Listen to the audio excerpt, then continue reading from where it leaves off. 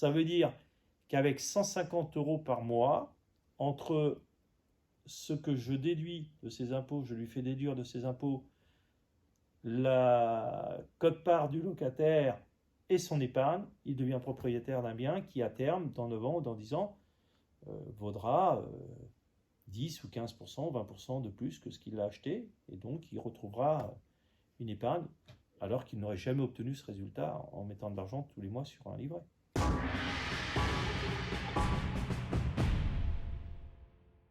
Investir en Pinel, c'est quoi? Investir en Pinel, c'est déjà profiter de ses impôts pour se faire de la richesse immobilière.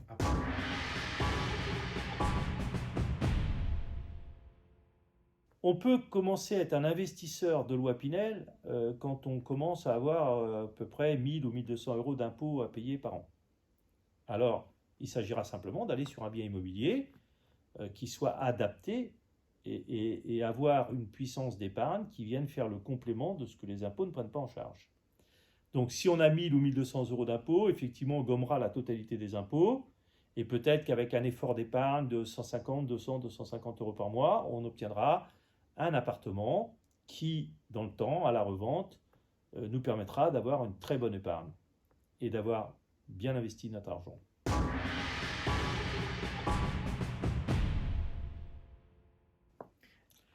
On est limité dans la loi Pinel à 10 000 €.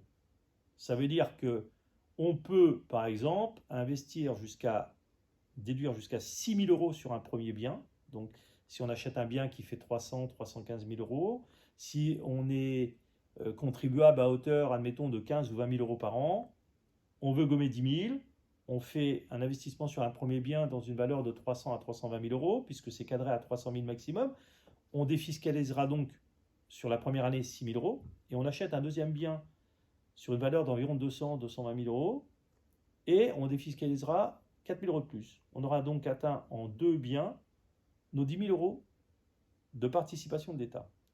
On peut le faire en 3 biens ou en 4 biens. On peut aussi acheter 2 biens à 150 000 € chacun qui feront nos 6 000 € sur la première année et investir sur un autre bien de 200 000 € qui fera les 4 000 € en deuxième année. Le plafond, c'est 10 000 € pour la Pinel. Mais ce même contribuable pourra aussi faire du LMNP. C'est-à-dire qu'à côté, il aura d'un côté 2, 3 ou 4 produits qui lui permettront d'enlever 10 000 € de ses impôts. Il pourra aussi aller faire de la LMNP qui va lui enlever peut-être 2 000 ou 3 000 ou 4 000 € sur les impôts restants.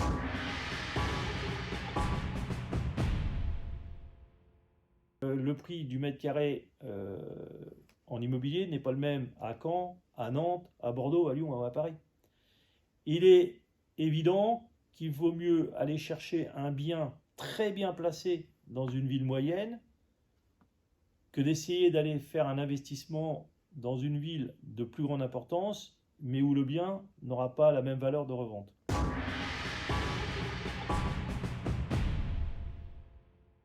Lorsque l'on fait un calcul d'investissement, il est bien évident qu'il faut quand même intégrer toutes les charges qui vont avec. C'est-à-dire qu'un investissement, ce n'est pas simplement le prix de l'appartement. Il faut calculer le prix de la gestion locative, de la perte de loyer, de toutes les garanties qui tournent autour pour justement garantir à cet investisseur qu'il va faire une belle opération. Un, parce qu'on va lui faire gommer tout ou partie de ses impôts, mais qu'en même temps, il le fera en toute sécurité. Alors en toute sécurité, ça veut dire souscrire par le biais de la société qui va assurer la gestion de son bien, souscrire à une assurance qui couvrira la perte de loyer, la dégradation du bien, etc. Il faut donc faire une étude financière et fiscale qui permette d'avoir un équilibre en disant qu'au départ, la personne peut avoir un effort d'épargne à mettre au bout une fois que toutes ses charges sont payées, donc le crédit, la gestion locative, la taxe foncière,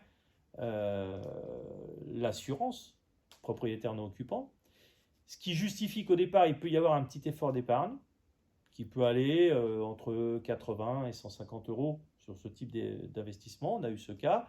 On a même eu des cas de personnes qui finalement sur ce type d'opération se sont retrouvés avec une charge d'épargne pratiquement nulle, zéro. C'est-à-dire que leur investissement se faisait juste à travers le rapport locatif et la défiscalisation. Alors maintenant, il faut que j'arrive à être concret. En gros, c'est d'expliquer l'équation que loyer plus nous. Enfin, à un moment donné, c'est de dire qu'une personne, quand elle vous contacte, je vais la poser comme ça la question, qu'à un moment donné, elle arrive avec vous, avec combien elle paye d'impôts, à partir de 1500 ou comme ça, à combien elle est prête à mettre en épargne, 0, 100, 200, 300 éventuellement, et qu'après vous faites l'étude, etc. Tu vois, c'est d'expliquer ça. D'accord. Alors,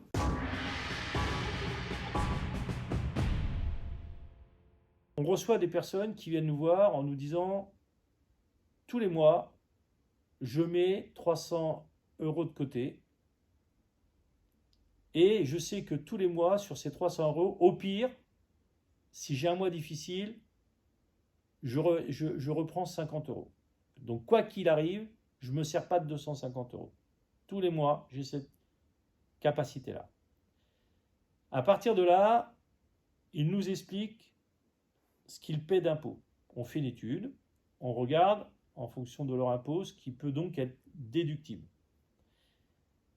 Et pour être sûr de ne leur faire prendre aucun risque, on va limiter la recherche du produit en ne se servant que de 150 € d'effort d'épargne.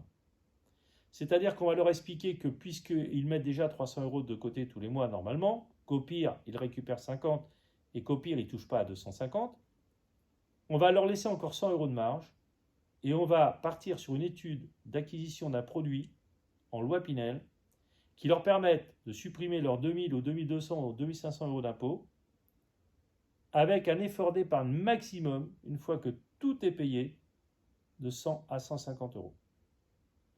Et donc, notre étude va se faire à partir de là, sur ces chiffres-là, pour aller auprès de nos partenaires promoteurs, chercher le produit qui va correspondre. Et c'est quoi un bon produit?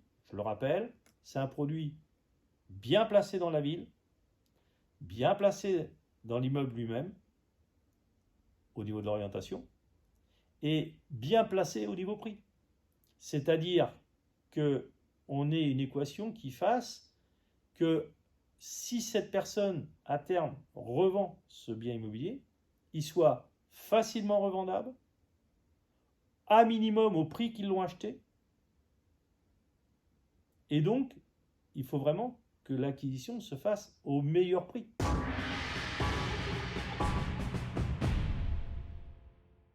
Non, parce que justement, tout l'intérêt de faire cet investissement, plus important que l'investissement lui-même, c'est la garantie qui va avec.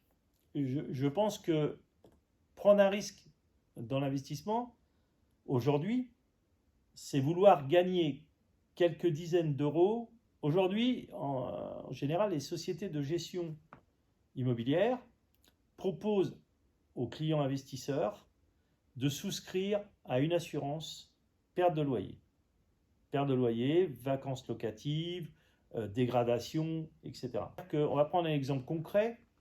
On a un client qui achète un appartement, un locataire en dedans, au bout d'un mois, il ne paye plus.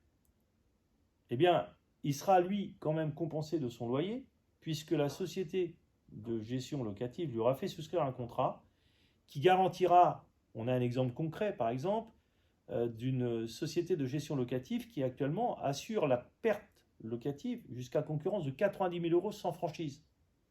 C'est-à-dire que jusqu'à concurrence de 90 000 € d'impayés, de loyer impayé, le propriétaire, excusez-moi, toucherait quand même son loyer. C'est-à-dire qu'aujourd'hui, la personne qui a fait son investissement toucherait son loyer et ce serait le problème de la société de gestion immobilière avec l'assurance de récupérer les sommes qui ont été perdues.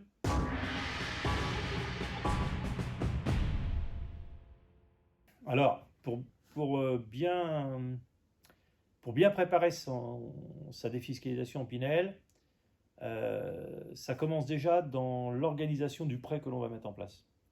Ce qui est important, c'est que on prenne une marge pour que la personne qui a investi en Pinel puisse être assurée. Je m'explique. Ça veut dire que vous avez un bien qui va être acheté à livraison, par exemple, à 18 mois. Ça veut donc dire que vous allez prendre possession de votre bien à 18 mois. Mais quand vous allez rentrer en possession de ce bien dans 18 mois, vous n'allez pas forcément avoir un locataire dès le premier mois. Donc, il est possible que vous ayez 1 mois ou 2 mois sans locataire. Et l'assurance qui est mise en place pour la perte locative ne fonctionne que lorsqu'il y a déjà eu un premier locataire. Donc, il faut d'abord que votre appartement soit loué pour que ça enclenche cette garantie. Alors, on pallie à ça avec ce qu'on appelle une franchise en crédit. C'est-à-dire que si on sait que vous êtes livré dans 18 mois, on demande au banquier de faire une franchise à 24 mois. C'est-à-dire que lorsque vous prenez possession de votre bien à 18 mois, vous ne commencez à rembourser votre crédit que 6 mois plus tard. Donc, si vous avez un locataire qui rentre 2 mois après, il vous reste encore 4 mois de franchise de crédit avant de commencer à rembourser votre prêt, alors que votre locataire, lui, va commencer à payer le loyer. Ça veut dire que artificiellement, pendant 4 mois, vous allez toucher un loyer sans avoir à payer le crédit. Vous n'aurez donc qu'à assumer que votre assurance emprunteur, les charges de copropriété et les charges de gestion locative. Vous aurez donc une trésorerie.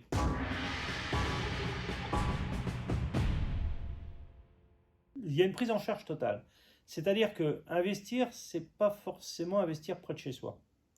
Investir, c'est investir dans la ville qui offrira le meilleur rapport qualité-prix investissement-revente ou locatif.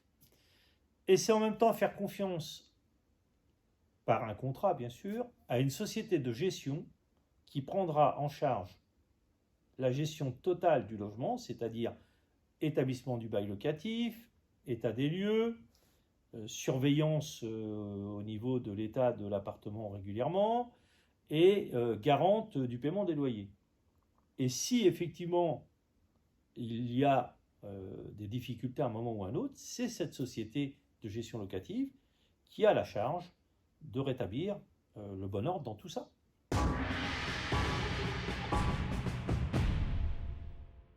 C'est là où justement il faut être très précis dans son acquisition et qu'il ne faut pas acheter n'importe où et n'importe quoi. Dans une approche d'un investissement Pinel, il faut déjà être sûr que le promoteur pratique une règle de pourcentage entre propriétaires occupants et biens vendus à des investisseurs. C'est-à-dire qu'il est bien évident que si vous arrivez et que vous conseillez à un de vos clients d'investir dans un immeuble où il y aurait une centaine d'appartements, et sur la centaine d'appartements, au moins 90 ont été achetés par des investisseurs dans le but de faire une loi Pinel, vous avez risqué et vous faites prendre le risque à votre client de se retrouver face à une situation où à 6 ans, 9 ans ou 12 ans, arrive sur le marché une quantité d'appartements qui va dévaluer la valeur même du bien immobilier qu'ils ont acheté. C'est pour ça qu'il faut travailler avec des promoteurs qui ont ce sens de l'équité et qui vont d'entrée définir un quota de biens vendus en résidence principale et en biens vendus dans le but de faire de l'investissement. Et il faut toujours vérifier qu'il y ait au moins 50% de propriétaires occupants dans une résidence où on fait investir des personnes sur une défiscalisation. Dans une petite résidence où au moins 50% des occupants sont propriétaires résidents, ils vont surveiller de très près que la résidence conserve sa qualité, son calme et qu'il n'y ait pas de dégradation. Si vous êtes dans une résidence où 90% sont des locataires, il est bien évident que la dégradation va vite arriver.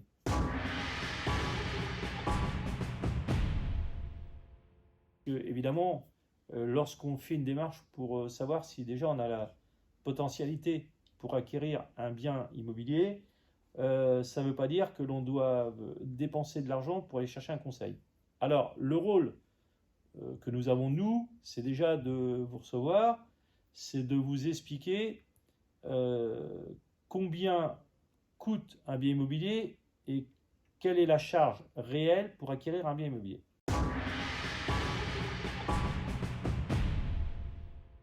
Quelle est la charge réelle? Quand on fait une étude fiscale Pinel, par exemple, il faut déterminer d'abord le coût. C'est-à-dire, on a le coût du bien lui-même. On va partir, admettons, sur un bien à 135 000 euros. Ben, on a donc ces 135 000 euros. Ensuite vient les 2,5% de frais de notaire. Donc, on rajoute ces frais de notaire. Ensuite, vous avez les frais de garantie. C'est-à-dire ce que la banque va vous prendre en garantie pour vous faire un prêt. Ensuite, vous avez les frais de dossier. Ce que la banque va vous prendre comme frais de dossier pour réaliser votre dossier. Et éventuellement, s'il y a un courtier bancaire, les frais de courtage. C'est-à-dire qu'un appartement, à la base, c'est 135 000 euros. Quand on rajoute ces différents postes, on arrive à 143 144 000 euros. Là, on va partir sur donc un investissement qui représente 144 000 euros. Ces 144 000 euros, on va emprunter donc 144 000 euros. Les emprunteurs vont devoir s'assurer. Donc, il y aura ce qu'on appelle l'assurance emprunteur à rajouter. Donc, c'est une charge supplémentaire. Donc, dans la case des charges, on mettra bien qu'on emprunte 144 000 euros où on a déjà notifié toutes les charges de base pour acheter. Ensuite, il y a ce que l'on appelle les charges pour gérer ce bien. Alors, vous avez les assurances emprunteurs qui vont être à payer. Ça vous garantit en cas d'accident, d'incapacité de travail, etc., à ce que ce soit l'assurance qui paie à votre place. Vous allez avoir ce qu'on appelle les charges de la prestation. Donc, c'est quoi? Vous avez le crédit par lui-même, c'est une charge. Vous avez donc l'assurance emprunteur. Vous avez ce que l'on appelle la charge de copropriété, c'est-à-dire que dans chaque investissement, il y a des charges de copropriété. Vous allez avoir la PNO, donc ce qu'on appelle l'assurance propriétaire non occupant, c'est-à-dire qu'il va falloir l'assurer ce bien, juste pour les murs. Voilà, donc c'est une charge aussi, on la répartit.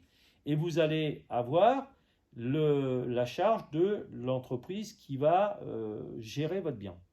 Et on le prend comme une charge aussi. Et ça peut représenter entre 8 et 12% du montant du loyer.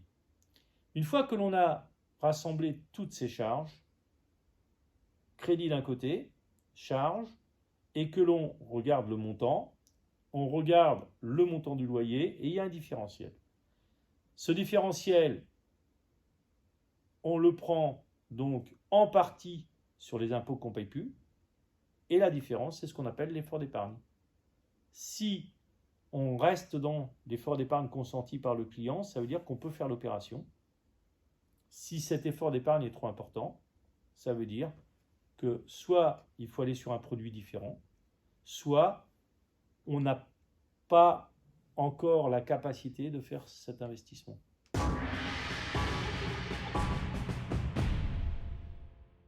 Non.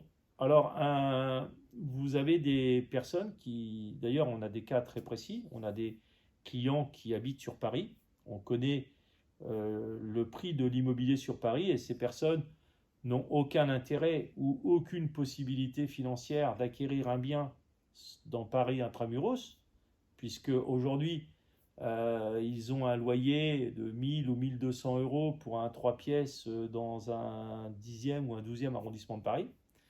Il est évident que s'ils voulaient acheter le même appartement, il serait à 3500 ou 4000 euros par mois, ce qui n'est juste pas possible pour eux. Alors évidemment, ils ont intérêt à rester locataires à Paris. On a eu, tous les ans, on a 10, 12 ou 15 personnes dans ce profil. Ils restent donc locataires de leurs biens sur Paris.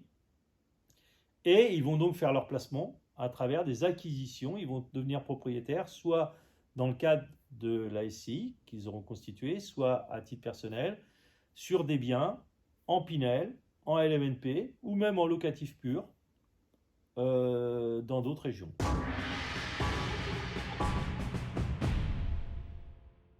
Pinel, actuellement, c'est peut-être la loi de défiscalisation la plus aboutie. On a connu Cellier, on a connu d'autres lois avant. Pinel est la plus aboutie puisqu'elle permet même à des parents d'acheter un bien en défiscalisation et de pouvoir le louer soit à leur ascendant, soit à leurs descendants. Soit à un enfant étudiant dans la ville où ils ont acheté, soit à un parent loger pour la fin de sa vie. Ça veut donc dire que Pinel aujourd'hui est plus abouti. Mais voilà, je pense que Pinel, sous sa forme actuelle, c'est encore peut-être 1 an, 2 ans. Donc effectivement, ceux qui ont cette capacité de vouloir acheter en Pinel aujourd'hui ont plutôt intérêt à le faire rapidement, puisque on a déjà à peu près les grandes lignes de la modification de la loi Pinel, et on sait qu'elle va être moins intéressante dans la défiscalisation au niveau du montant à défiscaliser, et elle va peut-être être plus restrictive au niveau des locataires possibles.